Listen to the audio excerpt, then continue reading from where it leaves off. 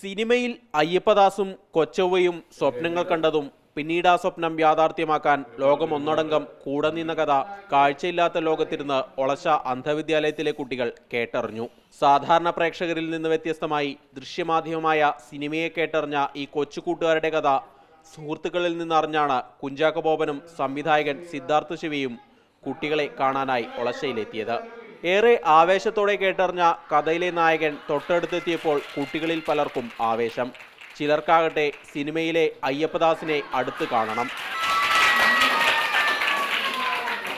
ഒടുവിൽ അല്പനേരത്തെ കുശലത്തിനു ശേഷം കുട്ടികൾക്കായി സിനിമയിലെ പ്രധാന ഡയലോഗ് ചാക്കോച്ചൻ വീണ്ടും പറഞ്ഞപ്പോൾ സദസ്സിൽ കൂട്ടക്കയ്യടി.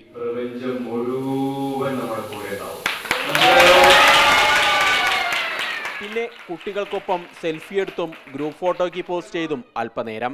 കുട്ടികളും കുടുംബ പ്രേക്ഷകരും ഏറ്റെടുത്തതുകൊണ്ടാണ് കൊച്ചവ്വ പൗലോ അയ്യപ്പ കോവിലോ മികച്ച വിജയമായതെന്ന് കുഞ്ചാക്കോ ബോബൻ പറഞ്ഞു.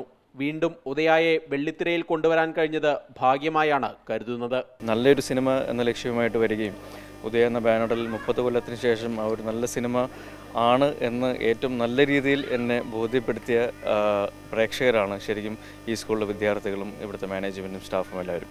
അപ്പോൾ അവരോട് ആദ്യമായിട്ട് ഈ ഒരു നല്ല സിനിമയെ മനസ്സുകൊണ്ട് വിജയിപ്പിച്ചതിന് എല്ലാ അർത്ഥത്തിലും ഒരു നിർമ്മാതാവ് എന്നുള്ള നിലയിൽ, അല്ലെങ്കിൽ ഒരു അഭിനേതാവ് എന്നുള്ള നിലയിൽ, അല്ലെങ്കിൽ ഉദയയുടെ മൂന്നാമത്തെ തലമുറയിലെ ആൾ എന്നുള്ള നിലയിൽ ഒരുപാട് നന്ദി. സിനിമ വിജയമായതിന്റെ സന്തോഷത്തിൽ കുട്ടികൾക്കൊപ്പം ഭക്ഷണം കഴിച്ചാണ് കുഞ്ചാക്കോ ബോബൻ മടങ്ങിയത്. മാതൃഭൂമി ന്യൂസ്, കോട്ടയം.